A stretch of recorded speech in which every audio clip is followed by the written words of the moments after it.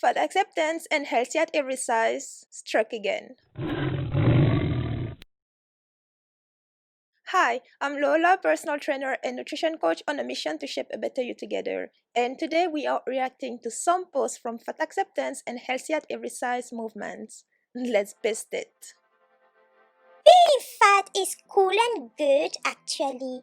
Ignore fatphobic anons also because they are simply going to die out in the autumn when the temperature drops a little, causing them to instantly lose all heat necessary to survive due to lack of insulation.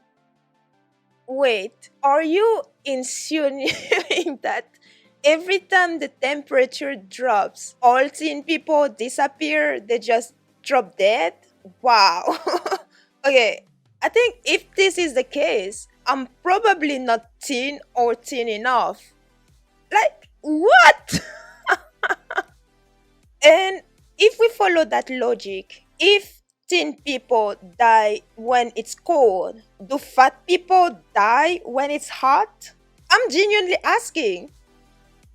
Soft blocking anyone talking about weight loss, even or especially their own, in a good or desirable way. Weight loss should not still be praised or accepted in 2020, and I'm not gonna endure trying to remain friendly with people whose worst nightmare is looking like me.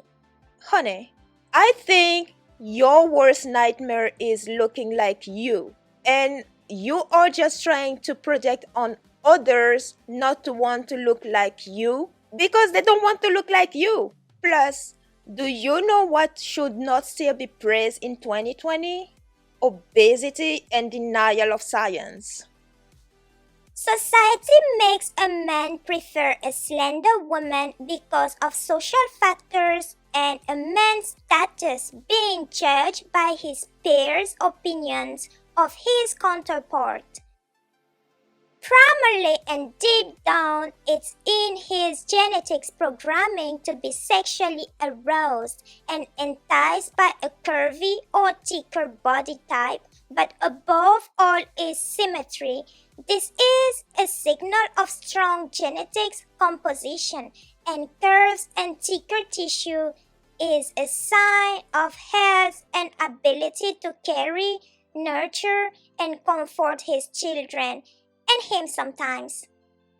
Women are not supposed to have washboard abs, muscular backs, or flat stomachs. This is the body type of a male. In nature, most females look very different from the males of their species. Just be healthy and happy. If you are genuine, a man will fall for you and love whatever body type you have because it's yours. First of all, under what authority are you preaching that women are not supposed to XYZ? Plus, are you saying that thin and muscular women are not able to carry children? Is it what you are really saying? Because you are wrong. Yes, the level of fat that you carry in your body has an impact in your ability to procreate. If you have way too much fat in your body, you have difficulties to be pregnant. The same way that if you carry too less of fat in your body, you have difficulties to carry children as well. You have difficulties to be pregnant.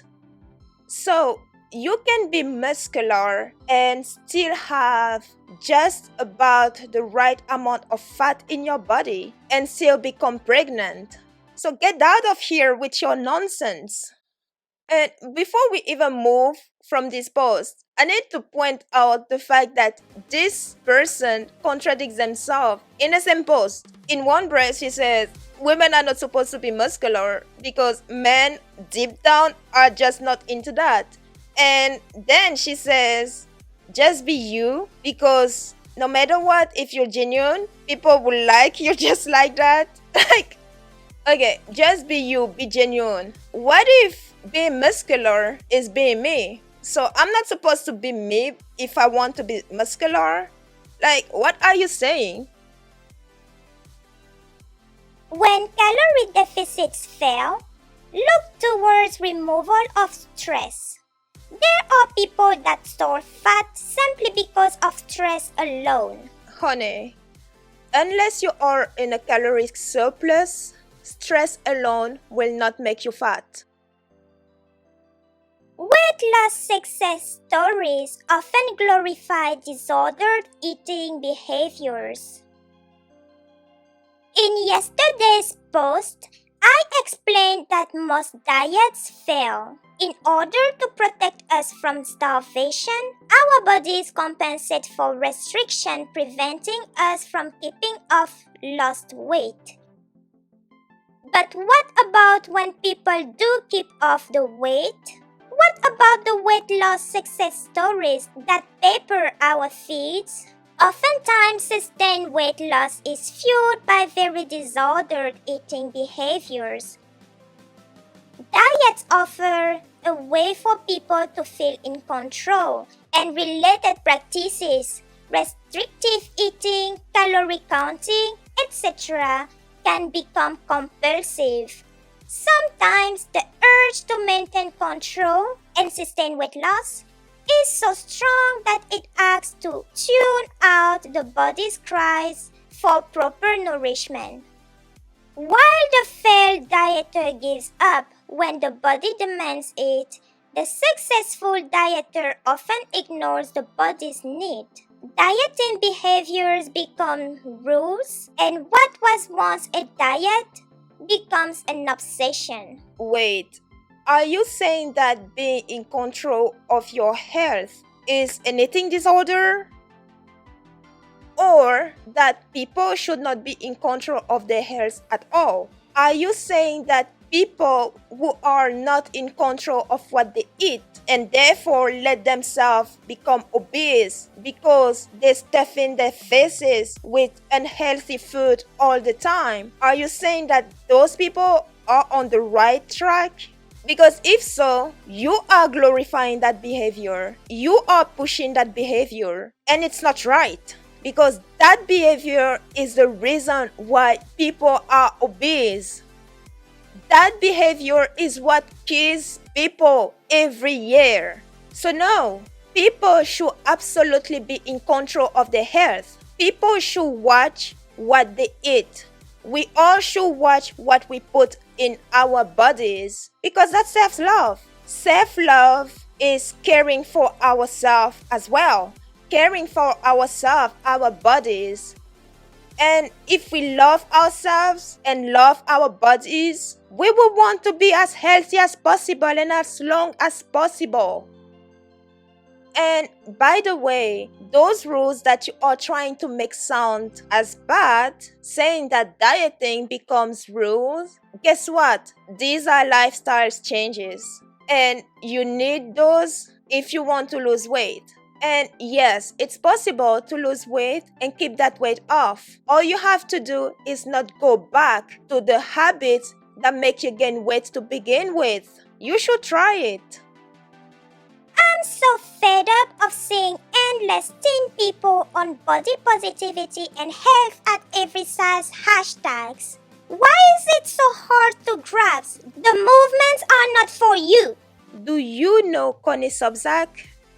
And what about Elizabeth Scott? You don't?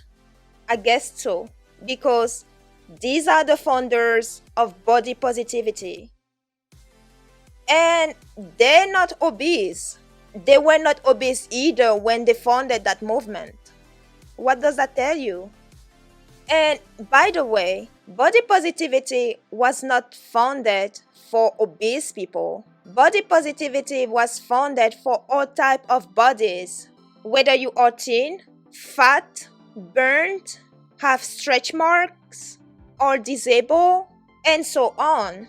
So get out of here with your attitude and your claim that body positivity is not for thin people. And also, thin people have a body. and they deserve to celebrate that body too. So body positivity is for them as well. Wait, body positive is for us as well. And the healthy at every size movement, I'm willing to bet that you don't know how that movement was founded to begin with either. And to help you out and give you a little bit of story of your own movement, you can check this video where I covered how that movement came about. So, to repeat myself, body positivity is for all body types. Short, tall, thin, fat, have stretch mark, are missing any limbs, disabled, and so on. And healthy at every size. You can be pushing healthy at every size if you deny thin people, because thin is a size too. Healthy at every size, the idea behind it is that everybody can be healthy at every size, including thin people.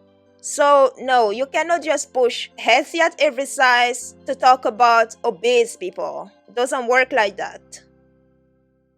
The reason you feel gaining weight is because of anti-fatness.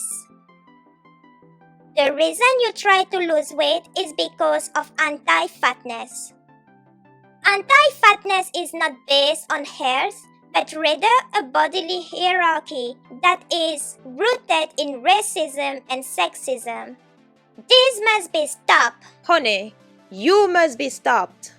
As we've discussed, anti-fatness is often disguised as a concern for health. Because it is. We thought that fat people are in complete control of their body size, and if they can't lose weight, it's because they're lazy or have no willpower. That's pretty much what it is in many cases. Our relationship to our bodies and food is completely informed by anti-fatness, whether we recognize it or not. No. You just have a poor relationship with your body and food. Society has painted an image of fat people that has become the worst thing we could be. We have framed fat people as lazy, unintelligent, and sloppy. We have framed them as the epitome of unhealthiness. We have rejected fat people. No one has rejected fat people. This is so incredibly dangerous. It's the reason why fat people don't receive proper medical care. No, the reason why fat people don't receive medical care is because they refuse that medical care. Especially the people from your own movement. You're the one who refused treatment that is available to you. Gaining weight is nothing to be afraid of because none of these labels we have put on fat people are true. First of all, gaining weight is something to be afraid of. Gaining weight means that you're gaining fat, and that fat can kill you, especially when it accumulates around your vital organs. Gaining weight means reduced mobility. Gaining weight means increase of inflammations in your body and pain all over your body, just to name a few. So gaining weight should be something to be afraid of. And all those labels that you claim that society put on fat people, where are you getting them from, if not projection? Fat people are smart. We never said otherwise. Fat people are active. It depends on which one you are talking about. Fat people are worthy. No one ever said that fat people are not worthy. And if you think that fat people are not worthy, that's on you. That's you who thinks that, not society. That's your own projection. And by the way, if you think that you are unworthy because you are fat, then you should see a specialist for that, because mentally you need assistance. We must stop treating ourselves in a way that is based in anti-fatness. We must expose anti-fatness for the falsehood it is. We must expose you for the falseness that you are. Although, to be honest, I really feel most gym-based exercises are just as functionally useless, and And gym culture itself is predominantly a toxic mix of fat phobia, ableism, racism, misogyny, and an unexamined tie to militarism. Thanks for tuning in and see you soon.